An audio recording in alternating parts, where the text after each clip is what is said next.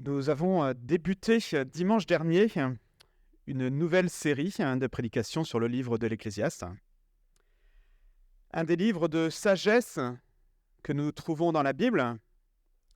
Et nous avons intitulé cette série « À quoi bon ?» Et c'est à cette question que tente de répondre l'Ecclésiaste dans ce livre. Et l'Ecclésiaste est justement, nous l'avons vu dimanche dernier, associé au roi Salomon. Et comme nous l'avons vu aussi dimanche dernier, le premier constat qu'il fait, c'est que l'humanité, avec toute la création, tout ce qui vit sur le soleil, est comme prisonnier d'un monde déchu, soumis à un perpétuel recommencement et à la vanité. Et il ne cesse de répéter, nous le verrons tout au long du livre, que tout est vanité, poursuite du vent sans consistance. Et nous étions invités nous-mêmes à reconnaître que c'est aussi bien notre cas. Bien que nous soyons en tant que chrétiens des hommes et des femmes qui vivons dans la perspective de l'éternité, et nous l'avons encore entendu ce matin, nous sommes aussi dans ce monde soumis à la même vanité. Et je vous invite maintenant à poursuivre avec moi le raisonnement de l'Ecclésiaste à partir du verset 12 du chapitre 1. Et on lira, comme le texte est assez long, à deux voix. Moi, l'Ecclésiaste, j'ai été roi d'Israël à Jérusalem. J'ai appliqué mon cœur à rechercher et à explorer par la sagesse tout ce qui se fait sous le soleil. C'est une occupation pénible que Dieu réserve aux humains. J'ai vu tout ce qui se fait sous le soleil et j'ai constaté que tout n'est que fumée et revient à la poursuite, à poursuivre le vent. Ce qui est courbé ne peut pas se redresser et ce qui manque ne peut pas être compté. Je me suis dit, j'ai augmenté et développé la sagesse plus que tous ceux qui ont dominé avant moi sur Jérusalem, et mon cœur a vu beaucoup de sagesse et de connaissance. J'ai appliqué mon cœur à connaître la sagesse, mais aussi la folie et la stupidité. J'ai découvert que cela revient à poursuivre le vent. En effet, avec beaucoup de sagesse, on a beaucoup de chagrin, et celui qui augmente sa connaissance augmente sa souffrance. Je me suis dit dans mon cœur, allons, et c'est la joie, et tu goûteras au bonheur. J'ai constaté que cela aussi, c'était de la fumée. J'ai traité le rire de la folie et j'ai dit à propos de la joie, à quoi sert-elle ? J'ai imaginé dans mon cœur de livrer mon corps au vin tout en me conduisant avec sagesse et de m'attacher à la folie jusqu'à ce que je voie ce qu'il est bon pour les humains de faire sous le ciel tout au long de leur vie. Je me suis lancé dans de grandes entreprises, je me suis construit des maisons, je me suis planté des vignes, je me suis fait des jardins et des vergers, et j'y ai planté toutes sortes d'arbres fruitiers. Je me suis fait des réservoirs pour arroser les pépinières, j'ai acheté des serviteurs et des servantes, j'en ai eu d'autres nés chez moi. J'ai aussi possédé des troupeaux de bœufs et de brebis, plus que n'importe qui avant moi, à Jérusalem. J'ai même amassé de l'argent et de l'or, les richesses des rois et des provinces. Je me suis procuré des chanteurs et des chanteuses, et ce qui fait le plaisir des hommes, des concubines en quantité. Je suis devenu grand, plus grand que n'importe qui avant moi à Jérusalem, sans rien perdre de ma sagesse. Je n'ai rien refusé à mes yeux de tout ce qu'ils réclamaient, je n'ai privé mon cœur d'aucune joie. En effet, mon cœur était réjoui par tout mon travail, et c'est toute la part que j'en ai tirée. Puis j'ai réfléchi à tout ce que mes mains avaient entrepris, à la peine que j'avais eue pour le faire, et j'ai constaté que tout n'est que fumée, et revient à poursuivre le vent. Il n'y a aucun avantage à retirer de ce qu'on fait sous le soleil. J'ai réfléchi à ce qui caractérise la sagesse, la folie et la stupidité. En effet, que fera l'homme qui succédera au roi ? N'est-ce pas ce qu'on a déjà fait ? J'ai vu que la sagesse a sur la folie le même avantage que la lumière sur l'obscurité. Le sage a ses yeux bien en place, tandis que l'homme stupide marche dans l'obscurité. Toutefois, j'ai aussi reconnu que le même sort est réservé à l'un et à l'autre. Et je me suis dit dans mon cœur, j'aurai le même sort que l'homme stupide. À quoi m'a-t-il donc servi d'être plus sage que lui? Et je me suis dit dans mon cœur, c'est encore de la fumée. En effet, le souvenir que l'on garde du sage n'est pas plus durable que celui que l'on garde de l'homme stupide, puisque dès les jours suivants, tout est oublié. Comment se fait-il que le sage meure, tout comme l'homme stupide? Alors j'ai détesté la vie. Oui, ce qui se fait sous le soleil m'a déplu, car tout n'est que fumée et revient à poursuivre le vent. J'ai détesté tout le travail que j'ai accompli sous le soleil et dont je dois laisser la jouissance à l'homme qui me succédera. Et qui sait s'il sera sage ou fou? Pourtant, il sera maître de tout mon travail, de tout le fruit de ma sagesse sous le soleil. Cela aussi, c'est de la fumée. J'en suis venu à désespérer à cause de toute la peine que je me suis donnée sous le soleil. En effet, un homme peut travailler avec sagesse, savoir-faire et succès, et il doit laisser le produit de son travail à un homme qui ne s'est donné aucune peine pour cela. Cela aussi, c'est de la fumée, et c'est un grand malheur. Oui, que retire l'homme de tout son travail et des préoccupations de son cœur alors qu'il se donne tant de peine pour cela sous le soleil? Ses journées ne sont toutes que souffrance, et son activité n'est que chagrin. Même la nuit, son cœur ne connaît pas le repos. Cela aussi, c'est de la fumée. Le seul bonheur pour l'homme consiste à manger, à boire et à se donner du plaisir dans son travail. Mais cela aussi, je l'ai bien vu moi-même, dépend de Dieu. En effet, qui peut manger et jouir de quelque chose en dehors de moi? Oui, à l'homme qui lui est agréable, il donne la sagesse, la connaissance et la joie, mais aux pécheurs, il réserve la tâche de récolter et d'amasser des biens afin de les donner à celui qui est agréable à Dieu. Cela aussi, c'est de la fumée, et cela revient à poursuivre le vent. Jusqu'ici, la parole de Dieu. Je ne sais pas pour vous, mais je trouve que ce n'est pas facile de s'entendre dire, comme nous l'avons entendu dimanche dernier, que ma vie est fumée et qu'elle n'apportera aucun changement significatif, durable dans ce monde et que je ne peux rien y faire. Ça ressemble un peu à l'annonce d'un diagnostic d'une maladie grave et incurable. Et ça ne fait pas plaisir, même si c'est parfois nécessaire pour adapter les soins utiles ou au moins apprendre à vivre avec de la meilleure façon possible. Parce que si la question « à quoi bon ?» avait déjà du sens, avec ce diagnostic, elle l'est peut-être encore plus. À quoi bon vivre dans un monde soumis à la vanité? Quel est le sens de notre vie, de ma vie, dans ce monde inutile? Mais peut-être que ce matin, certains ne sont pas d'accord avec ce constat de l'Ecclésiaste et vous aimeriez bien avoir une discussion avec lui. Comment peut-il être aussi pessimiste? Il se trompe forcément. Et comme le soulignait Naina dimanche dernier, on a tout de suite envie de citer des contre-exemples. Parce qu'effectivement, il y a des hommes et des femmes qui ont laissé une trace dans l'histoire. Mais combien au regard de l'humanité? Peut-être seriez-vous tenté de chercher à montrer à l'Ecclésiaste que l'homme, que vous avez les capacités de vous sortir de cette impasse. Comme si l'Ecclésiaste vous avait lancé un défi, même pas cap de t'en sortir. D'ailleurs, ce passage que nous venons de lire nous montre que l'Ecclésiaste lui-même se pose ces questions et cherche à relever le défi et trouver peut-être par lui-même de trouver des moyens d'échapper à la futilité de la vie. Et nous le voyons ici explorer deux axes, je veux dire, pour trouver une porte de sortie. Premièrement, la sagesse, et nous voyons ça dans les derniers justement versets du chapitre 1, les versets 12 à la fin. Puis le plaisir, des versets 1 au verset 11 du chapitre 2.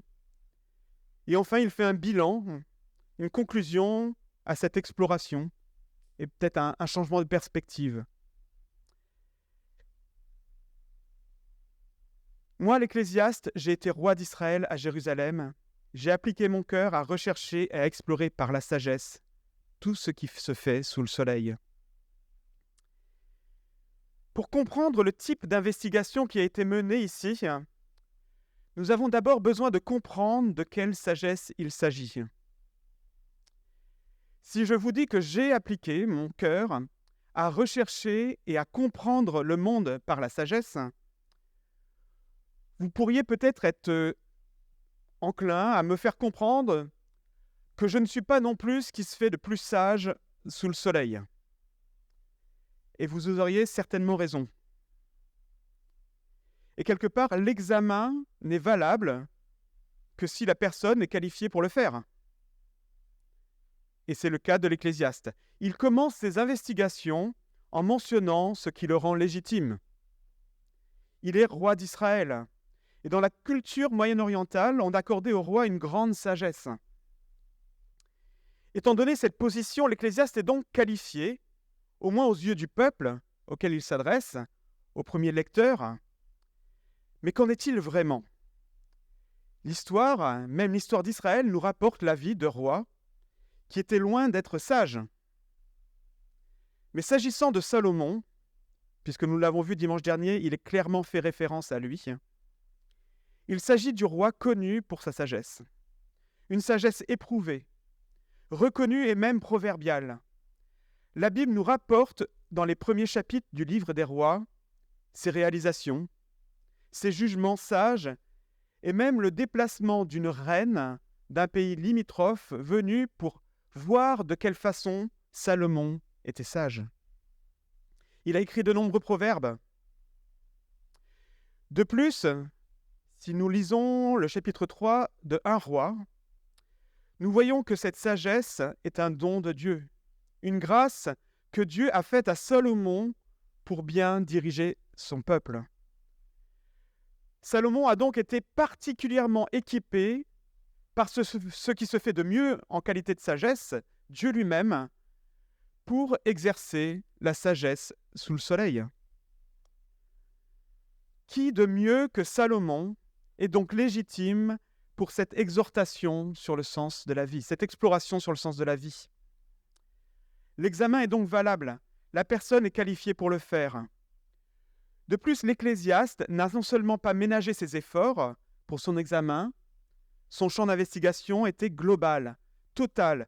Tout ce qui se fait sous le soleil, il l'a examiné. Et là encore, la position de Salomon, contrairement peut-être à la personne lambda, lui permet de prendre de la hauteur pour que cet examen justement soit complet. Et dès le verset 13, on pourrait presque se dire, mais c'est bon. Par l'usage de la sagesse qui est faite par l'Ecclésiaste, l'homme, quelque part, réussit à prendre en fin de compte de la hauteur, et peut-être même par là à sortir, à s'extraire du monde qui est soumis à cette vanité. Et si l'Ecclésiaste, dans son cheminement, pourrait être peut-être tenté par cette pensée, la pénibilité de l'occupation et la conscience qu'elle est imposée par Dieu ramène tout de suite le sage sur terre, sous le soleil. Parce que l'usage de la sagesse sous le soleil ne permet pas de s'élever au-dessus du soleil. Et le sage, comme tout être humain, reste dans les limites que Dieu lui impose. Et nous voyons par la suite au verset notamment 16 et 17 que malgré le fait que le sage redouble d'efforts pour essayer de trouver une issue, il en arrive à la conclusion que tout est vanité. Pourtant, pour en revenir à la réflexion du sage, l'occupation est d'autant plus pénible que le constat du spécialiste est sans appel. Tout ce que réalise l'homme, tout n'est que fumée et revient à la poursuite du vent. La sagesse ne permet pas au sage de s'élever. Le constat, par l'usage de la sagesse, valide le diagnostic que la vanité de la vie humaine, même si on préférerait le contraire. De plus, la sagesse, on le voit, ne permet pas de modifier la situation. Ce qui est courbé ne peut pas se redresser, ce qui manque ne peut pas être compté. Quelque part, c'est un terrible constat. Et on pourrait d'ailleurs là aussi protester. Est-ce que l'homme, par ses connaissances, par sa science, par sa sagesse, ne permet pas des changements significatifs dans le monde qui est le nôtre? Le progrès, la technologie n'a-t-elle pas permis justement que ceux qui travaillent la terre, jour après jour, aient le dos moins courbé? Que les distances qui séparent les hommes soient raccourcies, voire comblées par des moyens de transport de plus en plus rapides, peut-être par les visioconférences, par le téléphone? Est-ce que les progrès de la médecine ne permettent pas aujourd'hui des réparations qui étaient impossibles il y a encore quelques années? Bien sûr que oui, toutes ces choses sont vraies. Et par cette affirmation qui est dérangeante, l'Ecclésiaste nous pousse dans nos retranchements et notre questionnement. Est-ce que tous ces changements, aussi significatifs, aussi bons sont-ils, ont-ils permis fondamentalement à l'homme de sortir de la vanité de son existence? Malgré tout le bon du progrès, de la sagesse mise en œuvre, malgré peut-être l'espoir que cela a suscité, on pense au début du XXe siècle, il faut reconnaître que non. Cette sagesse n'est pas suffisante pour arracher à l'homme à la vanité d'un monde déchu et tordu par le péché. Et Dieu, par la bouche du prophète Jérémie, s'adresse à son peuple pour l'alerter et même le rendre conscient de la vanité des efforts pour changer. Nous pouvons lire dans Jérémie 13, verset 23, « Un Éthiopien peut-il changer sa peau et un léopard ses taches? De même pourriez-vous faire le bien, vous qui êtes habitués à faire le mal. » L'homme n'a pas la capacité de changer ce qui est au plus profond de lui. Il n'est pas en mesure de redresser une humanité tordue par le péché, ni même de restaurer cette intimité avec Dieu qui a été perdue et qui lui manque tellement maintenant. Et quid pour nous aujourd'hui? Parce que si le texte expose la réalité sur la situation globale du monde et de l'humanité, et nous voyons que la vision, en fin de compte, décrite là est cohérente, l'Ecclésiaste, le prédicateur, comme dans certaines versions, s'adresse avant tout au peuple de Dieu, un peuple de Dieu réuni. Il me semble qu'il y a là plus que la volonté de vouloir instruire ce peuple sur les réalités du monde autour de lui. Le fait que la sagesse, ça ne marche pas, sous-entend premièrement que malgré tous les dons avec lesquels Dieu équipe son peuple, son Église, tant que nous serons sous le soleil, nous vivrons des manques. Nous n'aurons par exemple pas assez de temps pour accomplir tout ce que Dieu nous donne à faire. Nous manquerons peut-être parfois même de compétences, et c'est le cas. Nous vivrons certainement des frustrations quand ce que nous mettrons si sagement en œuvre, ça ne marche pas. Quand certaines situations de vie resteront tordues et que les hommes et les femmes ne cesseront jusqu'au bout de se débattre avec leurs conditions humaines dans un monde déchu en criant « Jusqu'à quand, Seigneur ?»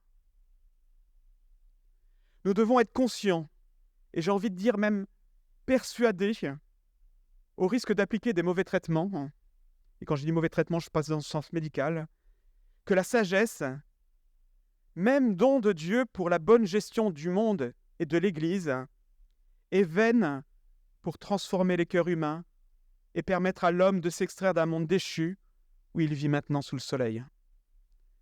Cette sagesse n'est pas suffisante, même si Dieu équipe son Église de nombreux dons. Et on peut se souvenir, est-ce que j'ai fait du bilan moral pastoral que nous avons eu dimanche dernier? On s'est dit « Waouh, merci Seigneur !» Tout cela, en lui-même, n'est pas suffisant. Même s'il est juste de mettre ces dons en œuvre, et la parole nous y invite. Toutes ces ressources ne suffisent pas à sauver des hommes d'un monde soumis à la vanité.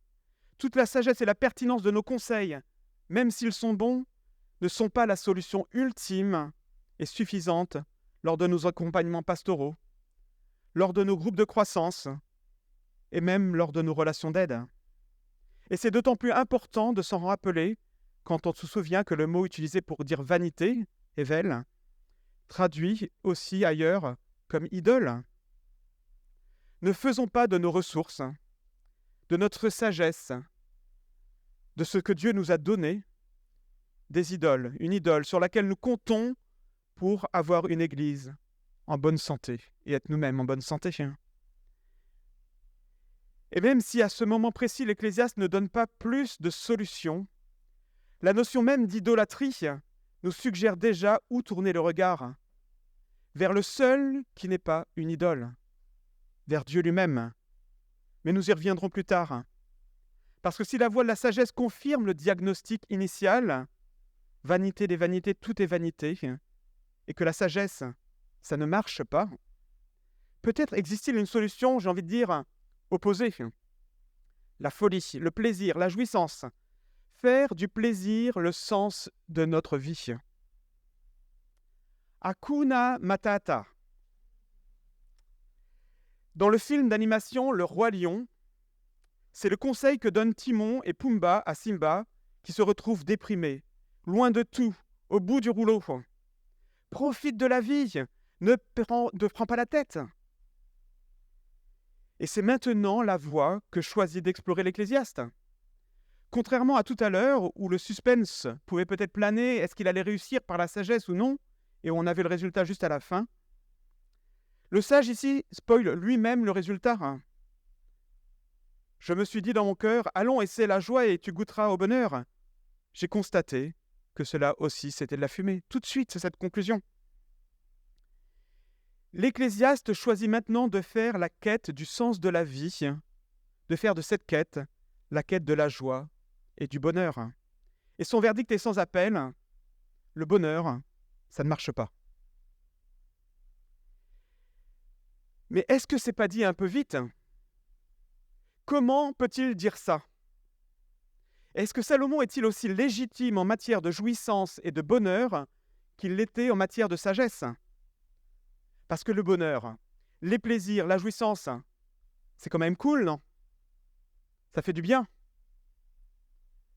Et si l'on considère la vie du roi Salomon, telle que décrite dans la Bible, un homme qui a tout réussi, riche, qui a accumulé beaucoup d'or, abondance de nourriture et de vin à sa table, des centaines de femmes et de concubines, réalisé de grandes choses, construction de temples, de palais, de jardins. Il semble qu'il ne se soit rien privé, qu'il avait les possibilités pour se priver de rien. Il est aussi pleinement légitime dans l'exploration des plaisirs, ayant tout à sa disposition pour tester et évaluer. Soyons clairs, il n'est pas ici question d'un exposé contre le bonheur. L'Ecclésiaste arrive plutôt au constat qu'il est vain de faire du bonheur sa raison de vivre, car là aussi, c'est fugace. Pourtant, il a essayé plusieurs voies du plaisir, et en faisant le parallèle avec la vie du roi Salomon, nous pouvons aussi faire la vie avec le parallèle avec nos propres vies et celles de nos contemporains, en tout cas dans certaines mesures. Ne pourrions pas nous dire, en ce moment, que notre société a fait du plaisir et du bonheur un absolu à atteindre ? Et il me semble objectivement que oui. Qu'a fait l'Ecclésiaste comme sa recherche du plaisir ? Plusieurs axes. Rire de tout. Le rire de la folie. J'avais envie de dire, il est H24 sur Rire et Chanson.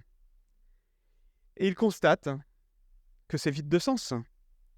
Et je me suis dit, mais quel paradoxe ! Il a cherché à rire de ce qui n'a pas de sens, de la folie, alors même qu'il cherchait un sens à la vie. Presque une exploration par l'absurde. Et qu'est-ce qu'il constate ? Ça ne marche pas. L'ivresse, avec sagesse, et la folie, le temps d'eux. Comment comprendre l'ivresse avec sagesse ? Être ivre en étant sage ? L'Ecclésiaste a-t-il choisi de profiter de la bonne chair avec modération, comme le pensent certains commentateurs ? Mais alors pourquoi ivresse ? Dans le contexte de son exploration, il semble plutôt que l'Ecclésiaste indique que dans le cadre de son expérimentation, pour rechercher le sens de sa vie, il s'est adonné sans limite à l'ivresse, juste le temps de constater ce que ça a apporté. Et Sylvain Romerowski traduit ce verset comme cela: « Dans le cadre de ma recherche et de ma réflexion, je me suis adonné au vin. » C'est aussi un thème très actuel, vous ne trouvez pas? Je connais les personnes pour qui la semaine est ratée s'il ne se finit pas avec un apéro bien chargé. La consommation de drogue et de produits psychotropes est tellement importante aujourd'hui que des quartiers entiers doivent en subir les conséquences, et nous le savons que trop bien. Nous voyons toutes ces personnes qui passent leur temps aussi sur des jeux vidéo, déconnectés complètement des personnes qui sont autour d'eux, en cherchant la fuite dans ces plaisirs, sans parler des séries télévisées qui permettent aussi de fuir la réalité. Les accros au sport, tant de moyens différents de s'enivrer. Et en faisant cette liste, quelque part, nous pourrions rapidement avoir tendance à émettre un jugement de valeur. Mais notons qu'ici, l'Ecclésiaste ne le fait pas. Il reste cliniquement factuel, exposant juste les moyens utilisés dans le cadre de ses recherches. Et en fait, je trouve que dans notre quête, à la suite de l'Ecclésiaste, qui vient pourtant juste de commencer dimanche dernier, ça nous permet déjà de comprendre, peut-être trop bien, les choix de vie du monde actuel soumis à la vanité. Le constat de l'Ecclésiaste résonne d'autant plus fort quand il dit ça aussi, c'est vanité. Les hommes et les femmes, aujourd'hui, dont nous faisons partie, engagent leur vie dans ce qui est fumé. Alors on peut se dire, mais heureusement, il n'y a pas que le plaisir, il y a le plaisir du travail. Pour Jean-Paul Sartre, par exemple, écrivain et philosophe français du XXe siècle, représentant du courant qu'on appelle l'existentialisme, le monde est effectivement absurde, futile, et le seul moyen d'y échapper, c'est l'engagement. Et nous retrouvons cette recherche dans l'activisme de l'Ecclésiaste au verset 4 à 11 de notre passage. Comme dans un bilan de vie personnelle, l'Ecclésiaste expose toutes les grandes choses qu'il a réalisées. Nous découvrons un homme qui s'est réalisé dans son travail, fier de ce qu'il a accompli. Il est propriétaire de belles maisons avec tout le confort. Aujourd'hui, ça serait peut-être une maison confortable, spacieuse, lumineuse, une maison connectée avec jacuzzi, piscine, hammam, un beau jardin entretenu, des vergers, mais le tout entretenu non pas par lui, mais par des personnes qui le feraient à sa place, pour qu'il puisse jouir de tout ce confort qu'il s'est acquis. Tranquillement, posé dans son hamac en regardant les autres travailler. Avec un compte en banque bien fourni qui lui assure un avenir idéal. Le fait de pouvoir s'impliquer dans des projets artistiques. Là, il est question de danseurs et de danseuses, mais peut-être pour d'autres, ça pourrait être la musique, le dessin, la peinture, la littérature. Tout ça aux côtés des plus belles femmes, des plus cultivées, toutes acquises à leur souverain. Il ne manquerait plus qu'il soit beau gosse. Quelle réussite! Il ne s'agit pas ici du bilan de la vie d'un homme qui a tout réussi et puis qui d'un seul coup se retrouve confronté à des difficultés. Non, la vie est belle. Il a tout réussi. Est-ce que cela ne devrait pas donner un sens à la vie? Et pourtant, ce même homme déclare: « Puis j'ai réfléchi à tout ce que mes mains avaient entrepris, à la peine que j'avais eue pour le faire, et j'ai constaté que tout n'est que fumée et revient à poursuivre le vent. Il n'y a aucun avantage à retirer ce qu'on fait sous le soleil. » Attention, l'Ecclésiaste ne dit pas qu'il n'y a aucun avantage à profiter de la vie et du fruit du travail. Il est dans un examen cherchant à savoir si la jouissance du bonheur, des bonheurs permettent à échapper à la vanité du monde sous le soleil et donne suffisamment de sens à la vie et à sa réponse d'homme qui a réussi. Et sa réponse, c'est quoi? Non. Le bonheur, ça ne marche pas. Cela veut donc dire aussi pour nous aujourd'hui que si la parole que nous proclamons, l'évangile que nous prêchons ou que nous prêchons, laisse croire que c'est ce que Dieu nous promet, que c'est une telle réussite que Dieu nous promet, non seulement nous ne promettons rien de plus que ce que le monde veut apporter, mais en plus, nous prêchons un évangile de vanité. C'est un écran de fumée, quelque chose sans consistance, qui ne marche pas. Si nous jugeons la réussite de nos vies et même quelque part des membres de notre Église à leur réussite sociale, leur épanouissement personnel, nous nous basons sur des fondations inconsistantes, sur de la fumée. Nous sommes alors comme le fou sur le sable de la parabole de Jésus, dans Matthieu 7, versets 24 à 29. Quand Jésus adresse ces paroles, il s'agit d'un avertissement que Jésus adresse à ceux qui écoutent ces paroles sans y prêter attention pour les appliquer à leur vie. Et il me semble que cet avertissement est valable pour nous aussi, qui entendons les paroles de l'Ecclésiaste ce matin, quand il prêche que le bonheur et la jouissance ne permettent pas d'échapper à la vacuité du monde. L'Ecclésiaste poursuit un bilan, et après avoir regardé séparément chacun, il les met face à face, vanité contre vanité, en se posant la question, mais est-ce que malgré tout, il n'y aurait pas un de ces deux chemins qui prévaut par rapport à l'autre? Et la question est presque comique, presque absurde. La sagesse est-elle meilleure que la folie? C'est la question qu'il se pose. J'ai réfléchi à ce qui caractérise la sagesse, la folie et la stupidité. Et pourtant, même si quelque part la question nous paraît bizarre, l'Ecclésiaste ose se la poser, et il ne ménage pas ses efforts. Au premier abord, il semblerait que la sagesse tienne la corde et soit gagnante.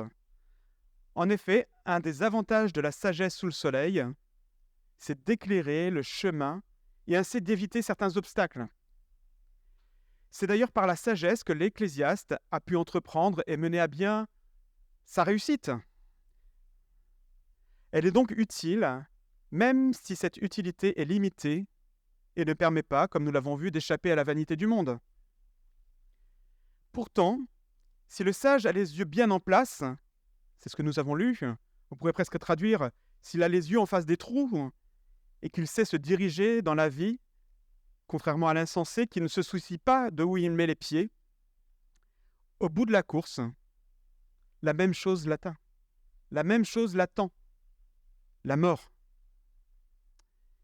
L'avantage de la sagesse est donc limité à cette vie sous le soleil. En fait, la mort rend la sagesse et même ses avantages, même la vie dérisoire. Et c'est ce qui pousse l'Ecclésiaste, malgré toute la sagesse qu'il a pu mettre en œuvre et la réussite, à crier que c'est de la vanité. Et la présence de la mort comme chamboule tout de notre équation apporte un autre élément qui pousse l'Ecclésiaste à relativiser l'utilité de la sagesse.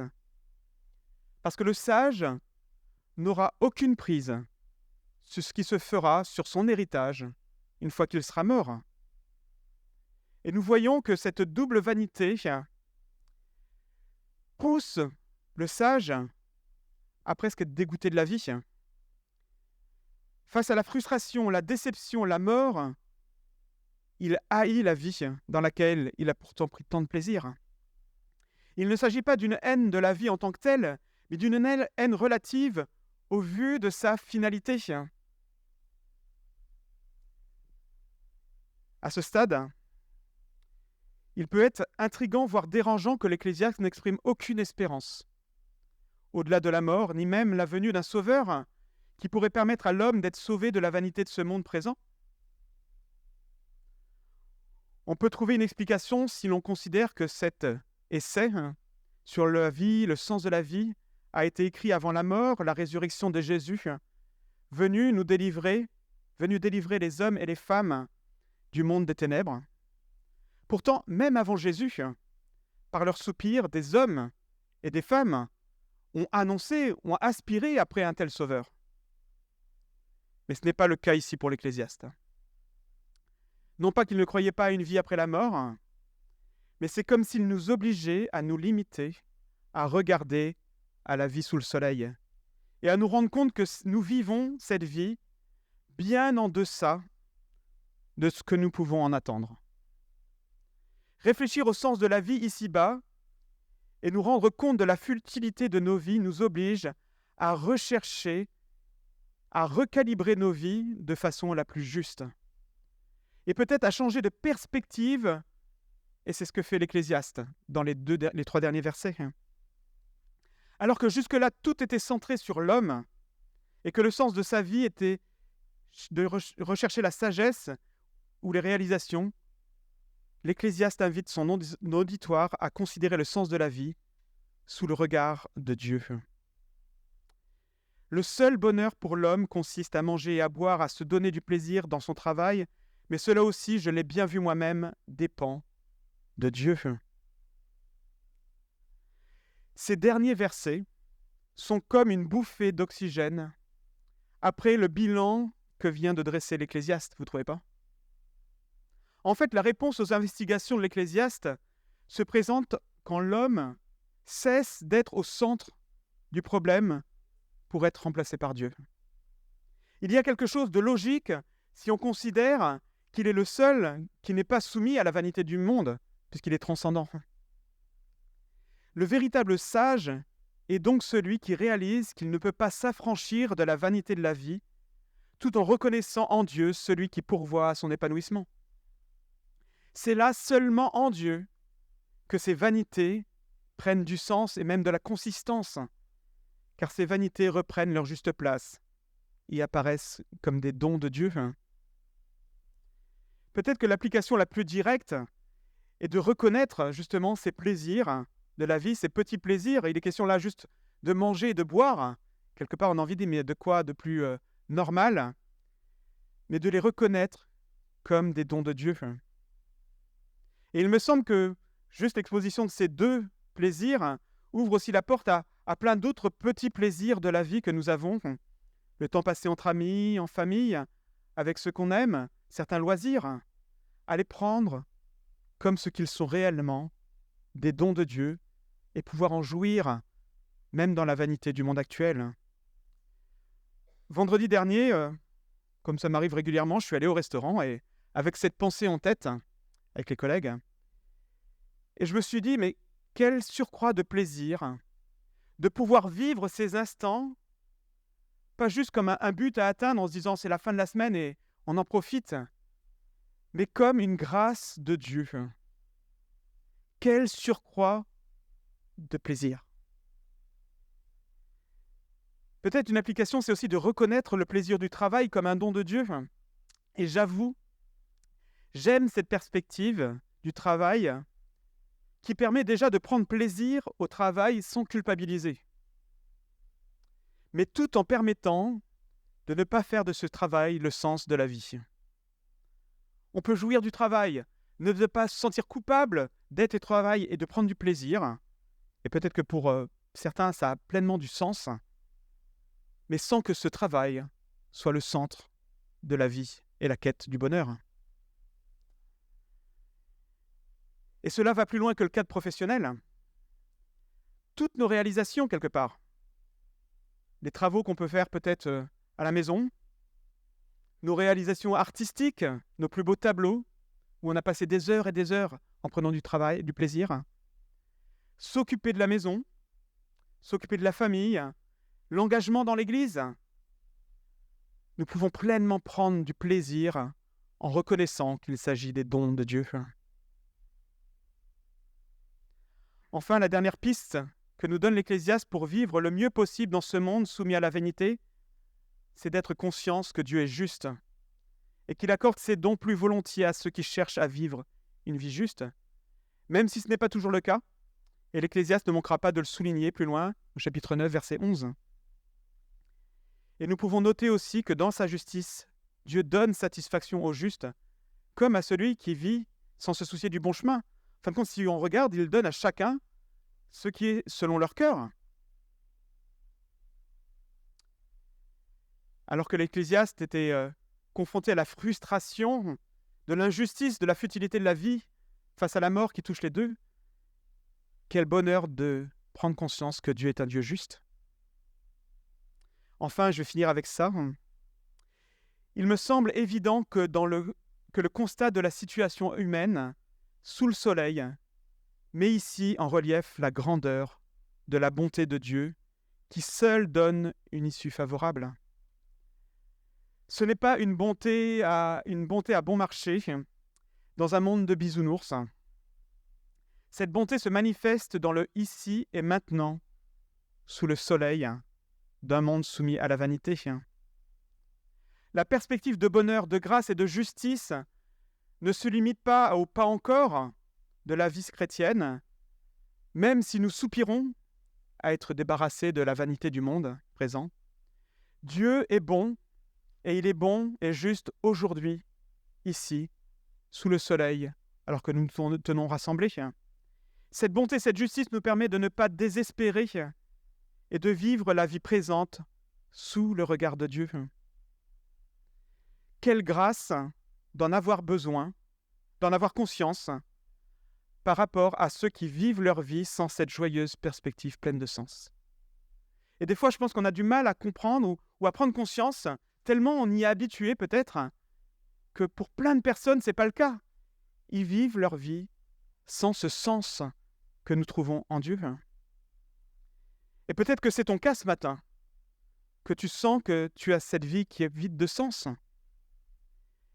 Et je te propose d'adopter la même perspective finale que l'Ecclésiaste et de choisir de mettre Dieu dans l'équation de ta vie. Et il est probable que tu sois alors confronté à d'autres questions, et nous l'avons entendu dans la présidence. Où trouver les ressources pour rencontrer un Dieu si sage, si parfait, juste, saint? La bonne nouvelle que nous allons fêter dimanche prochain, c'est que dans sa bonté et dans sa justice, Dieu a pleinement pourvu à la personne de Jésus-Christ, qui est venu lui-même vivre dans un monde soumis à la vanité, pour nous racheter de cette vanité. Reconnais qu'il est celui dont tu as besoin. Le privilège pour nous, qui sommes de ce côté de l'histoire du salut, c'est que Jésus est celui qui, au cœur même d'une vie pleine, qui accorde une vie pleine de sens. Il suffit de reconnaître ce qu'il a pleinement accompli pour nous.